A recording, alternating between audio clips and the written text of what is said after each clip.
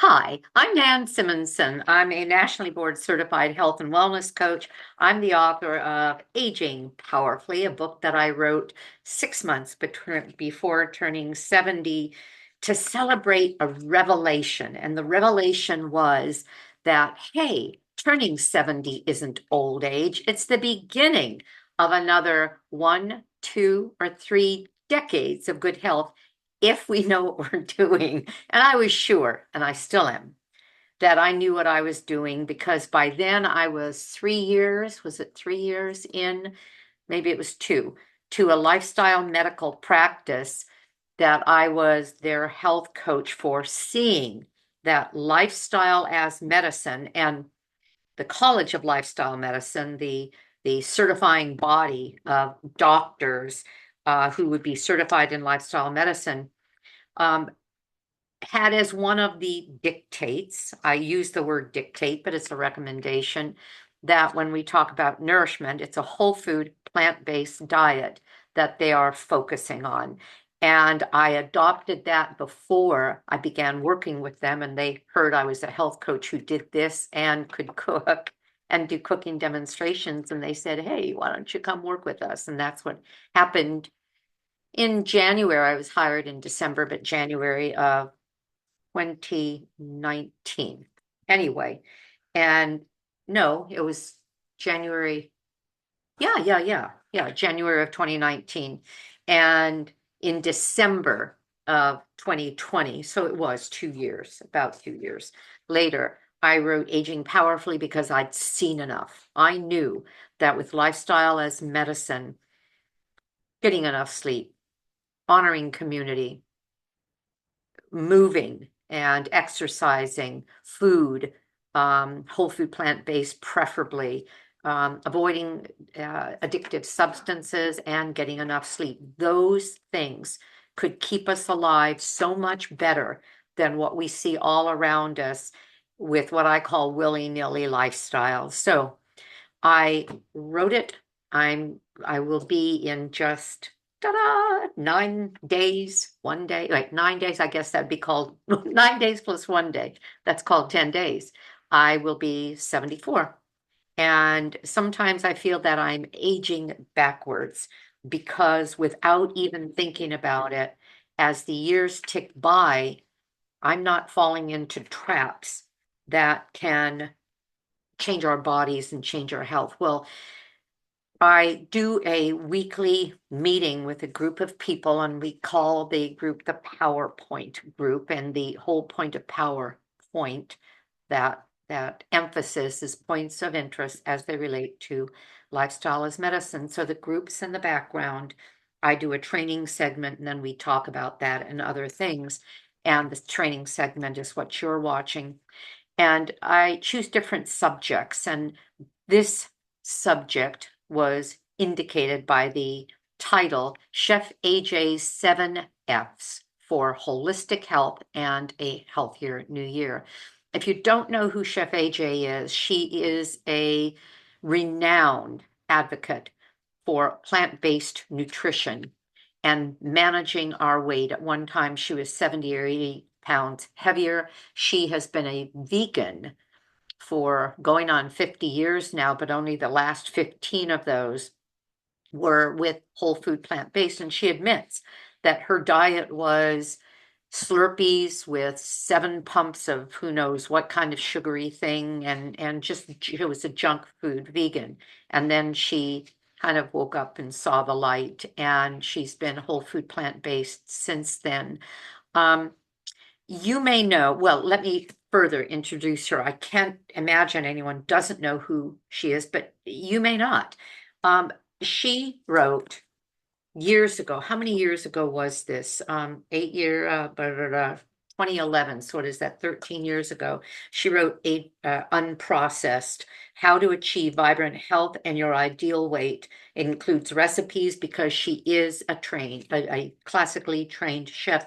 And then 10 years later, she came out with Unprocessed, the 10th anniversary edition. Of course, I have it. And Another one of her classic books, because she has taught weight loss for a long time. When you lose that kind of weight, it's something that you want to help other people do. And in 2018, she wrote The Secrets of Ultimate Weight Loss. And she recently wrote a book with Glenn Mercer, Your Health, How to Live Long and Avoid Chronic Illness. Then Sweet Indulgence just came out. She was a chef who worked as a pastry chef, even as a vegan. And so this is a whole food, plant-based recipe collection of mouth-watering desserts, all that are whole food, plant-based. So that's Chef AJ. She's a friend of mine. She is somebody that has taught me so much. She taught me things professionally. I was her sous chef at a place called a internationally recognized health spa, Rancho La Puerta. I was her sous chef there 3 times because she did classes there. And personally, New Year's Eve, I want to say, and by the way, this is New Year's Eve. I'm dressed for New Year's. We're not going anywhere, but I put on a sweater that I bought for New Year's. I put on a sparkly, what is that thing called? Headband. And I usually don't wear them to celebrate New Year's. And so you're getting the whole shebang, the whole outfit. I'm doing after this a cooking demo for Southern black-eyed peas. Because tomorrow we're going to an event that's held every year by a friend of mine, and she does black-eyed peas, rice, collard greens, etc. Well, she's not vegan. And so I said, hey, I'll bring vegan black-eyed peas so that I know I'm going to get something to eat there, and I'll make it tonight, this afternoon. I'm going to wear the same outfit, probably wear the same outfit tomorrow. By golly, I'm going to get use out of this sweater. So was it 3 years ago? It could have been 4. Chef AJ invited my husband Tim and me to her house, and every New Year's Eve, that's what she does. She doesn't go out, she doesn't indulge. We had a nice meal, and then we did a vision board, and she said, bring pictures. And I wasn't sure what I thought of a vision board. I thought, oh my gosh, I don't want to do this. And yet I got some magazines from I don't know where, cut out a bunch of pictures. I still have my vision board. I should have brought it forward. And we made vision boards together. And I found that it was one of the most um, focused ways for me to go into a new year and beyond. It's been a couple of years now, and keep my mind on what at one time was an aspiration that could be rekindled again and again. So I've learned a lot from Chef AJ. She's accomplished what other people have not, could not have. In March, I believe it was March 20th of 2020, the beginning of the pandemic. That's COVID, for those of you that may not know what I'm referring to, and of course you do. And she thought, okay, I can't go out. Let me start interviewing people that can help other people live longer and better. And she started interviewing people. She did one a day, up to 2 to 3 or 4, and I believe a day or once or twice. She did 5 in a day, maybe many times. And she did it nonstop until earlier this year because of a situation, quite frankly, because of an illness, and she was running out of steam. But she ended up with 8,000 interviews, all of which were free to us on YouTube and other channels, all of which we gained knowledge from. The woman is a giant. Well, she has a new challenge, and that challenge was explained to us a while ago on a video, but she hadn't had the tests that were necessary to confirm it and to diagnose it fully. Just a couple of days ago, she did a video, The Moment of Truth, and that was the reveal of a biopsy. They did a lung biopsy. I'm gonna take a little drink. This is something called Ticino. It's a and have a coffee substitute. I drink coffee. I like coffee, but I only have one a day. But I've got a tickle in my throat. And this is just a bunch of herbs and things, sort of a prebiotic mix. So the video that she put out a few days ago, the moment of truth, she had Dr. Lederman with her, who has been by her side even at doctor's appointments. And I'm going to include the link for this interview discussion, this reveal, because I recommend that everyone watch it. She said something at one point, and there were many, many moments like this. She said something like, you know what? You know what good cancer is good for? It's good to get you to focus on the things in life that matter. She said, when you have cancer, all the little stuff you used to worry about means nothing. And you know, that's true. And this was the diagnosis. She has stage 3 metastatic lung cancer. And as she said, when you have cancer, boy, this tickle is going to get noisy. I'm sorry. When you have cancer, it's not like having any other chronic disease, cardiovascular disease. We're going to do this and do that, and everyone pretty well does the same thing. She says everybody has a different opinion as to what should be done when you have cancer.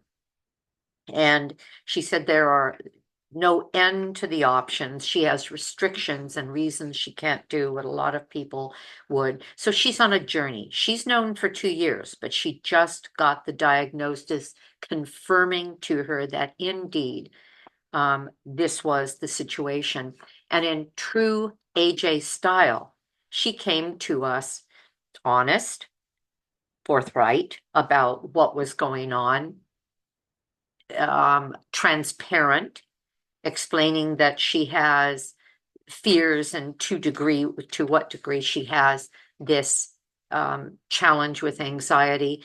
But at the very end, and again, I'm going to link this, at the very end, she said that I created for myself, I'm paraphrasing, 7 principles that I will prioritize in my life, the things that I believe going into this new year will give me the best chances for a better and longer life.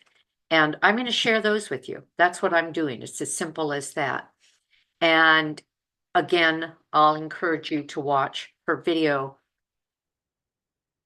When I knew, and I knew again a long time ago as a friend, and there were times she told us and talked about it, and then times for months and months and months, she never said a word.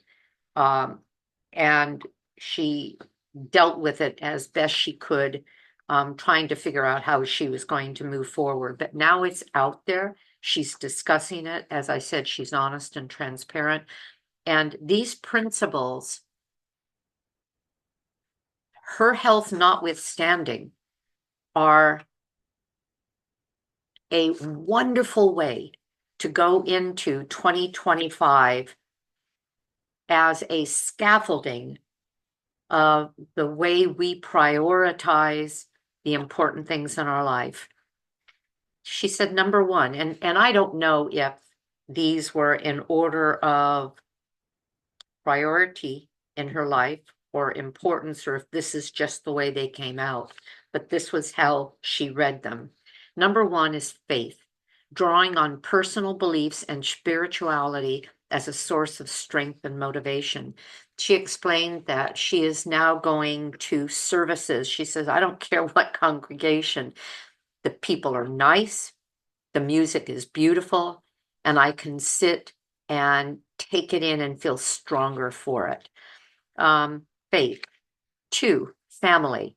Recognizing the importance of family support and relationship in one's health journey. The importance of others buoying you when you are fearful. She said the day she got this diagnosis, which was the day before she did this interview, And she was perky, actually. But she said the day before I spent in bed crying because everything I had feared had been, for those 2 years, had been validated. Um, anyway, what a beautiful, brave lady.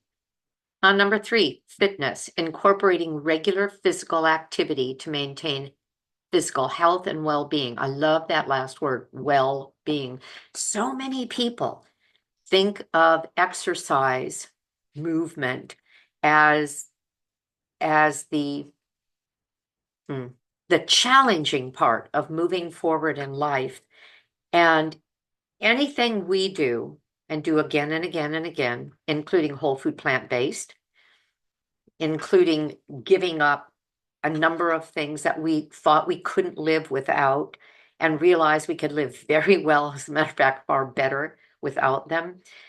Our brain adapts to whatever you do, your brain adapts to and requires whatever you do or leave out, your brain will adapt to, and you'll be able to take on new habits. Well, the thing about fitness, I can't even imagine a day of getting up and not going on a bike ride or doing a workout video, whole body workout and weights. There's a HasFit app I've been using that's easy and has, anyway, it just works really well for me, HASFIT, and that's free, even though, well, I took a program and that's okay, but it's a free app. And there's so many, Angela Fischetti, there's so much you can just go online and do.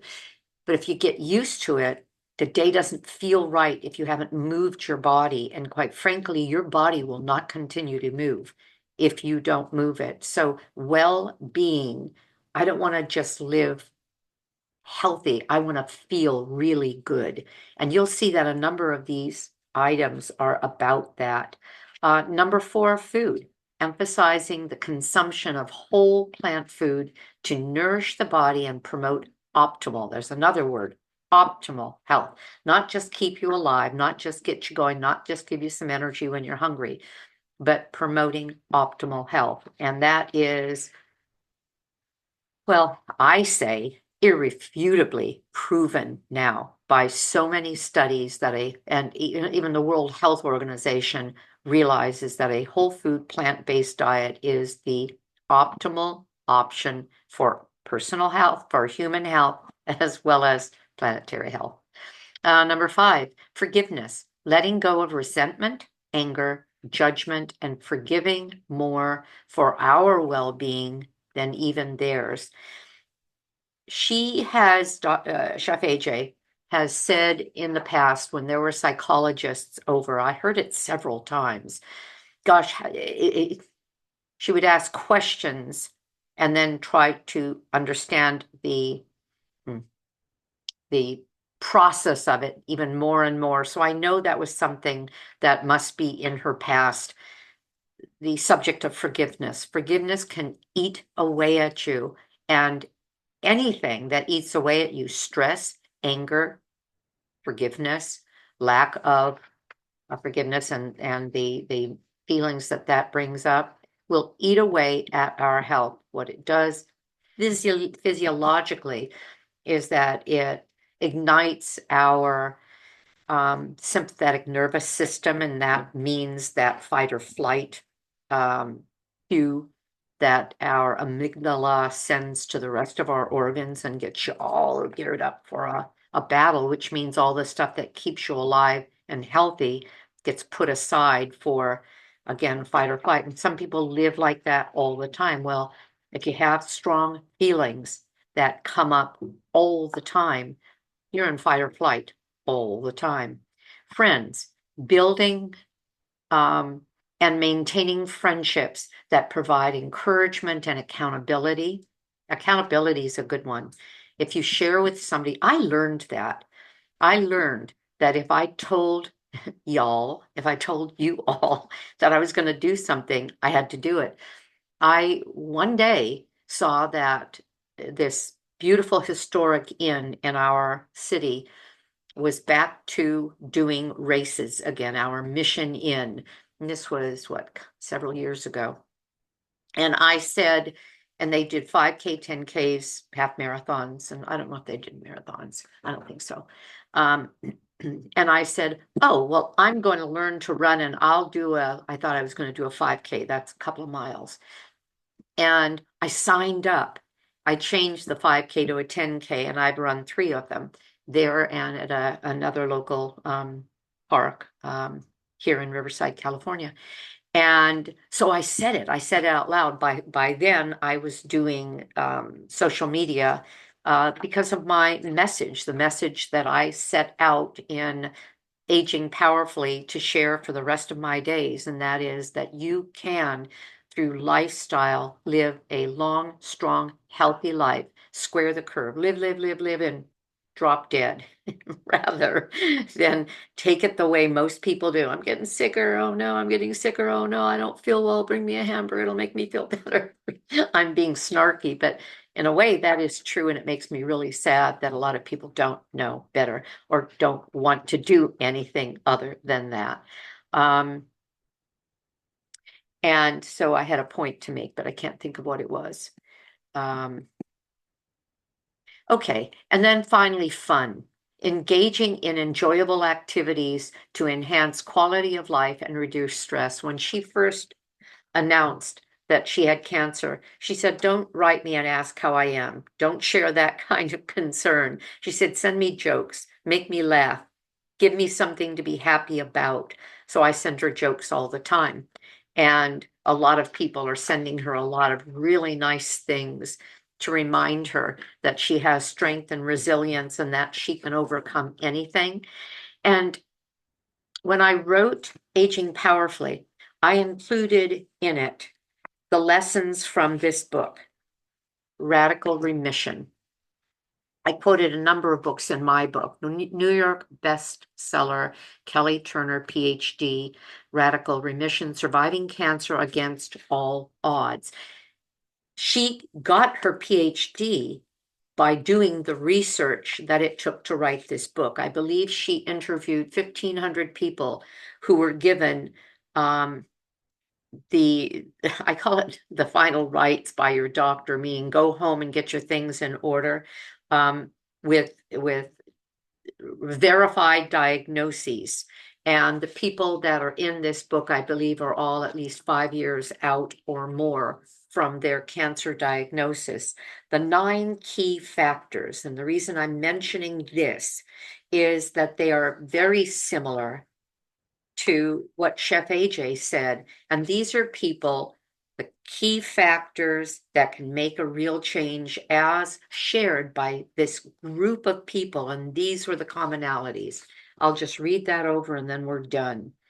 Radically changing your diet. What does that mean? Greatly reducing or eliminating sugar, meat, dairy, and refined foods. Ooh, that sounds whole food plant-based to me. Greatly increasing vegetables and fruit intake, or vegetable and fruit intake. Eating organic. My husband has said to me, oh, what was I eating? Oh, I had to stop at a nearby fruit market and I got ginger. I needed it for my smoothie. I have this huge smoothie every day, Dr. Goldner's protocol. And I was out of ginger and I made it without ginger the day before. And boy, I could tell the difference. And I bought it and it wasn't organic. And I said to my husband, I got ginger at the fruit man and it's not organic. And he said, well, that doesn't matter, does it? And I said, sure it does. He said, but it's a root. And I said, but producers of food, to keep things easy, do things that are called systemics. I'm a master gardener. I know gardening. To keep things easy, you can put something in the soil that goes up into the plant as an herbicide, as a fertilizer, and as a fertilizer, there could be all kinds of junk in there. And he chat GPT'd me. He's doing a lot of that these days. But I'm so glad I was going to say I'm always right. I'm not always right. But yeah, if I say it, it's usually going to be right or mostly right. And by golly, that's exactly what it told him, that food manufacturers, you'll, yes, use systemics. And that, yes, even if it's a tuber, it's not just being sprayed on there, it's gone up through there. So that's the end of my talk about that. So eating organic, it doesn't say as often as possible, but I would say to you as often as possible. And Dr. Goldner, who has had a healing protocol that's made a difference in my life, she has gone as far as to say, just eat it. If you can't get it organic, eat it anyway. Because she said, I had nothing organic when I was in this, doing this protocol. I had no money to make that upscale change in my diet. And she said, and I still recovered from lupus, and it hasn't been back in almost 20 years. Well, she eats organic now. And then drinking filtered water. That's interesting. But I'll leave it as saying lots and lots and lots of water, because all of our chemical systems in the body require water and hydration to make them work. So if you look at this list, if we one more time review Chef AJ's faith, family, in other words, prioritize faith, family, fitness, food, forgiveness, friends, and fun. You take those 7, you put them down, you think about them when you go to bed, you think about them when you wake up. You remember gratitude, at least 3 things a day that you're grateful for. You can really change the essence of your being by embracing these basics. And I want to thank Chef AJ again for putting that out there and getting me, us, thinking that way. And I'll thank Kelly Turner, Dr. Turner, again for having taken so much time to research her book and give us some easy, I was going to say easy answers. Things aren't always easy, but they can be simple, and then they're easy as soon as we begin to institute them. And then it becomes, again, neuroadaptation that ultimately takes over. I heard something today. Now I'm changing the subject. That's the end of that subject, but I've got this pinball mind. It's here and just comes flying out of my mouth like a pinball hitting the back of the machine and flying out. Did you know that even boredom is something that your brain does to keep you addicted to things like social media and constant entertainment from our phones? That's another subject. I'll tell you where I got that little bit of information, and I'll recommend something else to you, and that is Mel Robbins. Before you waste time, let me see if I can pull this up and tell you the name of it. Before you waste time, watch this with Dr. K. It is, it just came out, well, it came out 6 months ago. Let me see who Dr. K is. Now I'm really wasting your time, but it's not a waste. This is a very, very good podcast. Just before you waste time, watch this with Dr. K. Dr. K he's actually a very energetic young man, Indian, born in this country, and he has an interesting past of failures before he started succeeding. He is a neurologist now, a physician and psychiatrist, and he studies the mind. And he is very, very concerned about our addiction with constantly creating dopamine hits from a phone, and says that they were talking about letting that go. Mel Robbins, who has 3 children, mainly grown kids, was saying, well, how do I help them? Because everybody is doing this. And he said, one thing is allow boredom. If you feel bored, understand that your brain is saying, give me dopamine, give me dopamine. And when you stop giving it dopamine as quickly as, let me see what I can see. Let me see what I can see. You retrain the brain to be able to be quiet and more introspective. So, man, was that a flight of fancy. Okay, I'm done. Thank you for your time. Thank you for your attention. Subscribe, if you will. Thumbs up, if you will. We'll get more people paying attention to us. I appreciate you and your interest. And I'll say have a great day because I know I'm going to. I hope this was helpful. Bye-bye.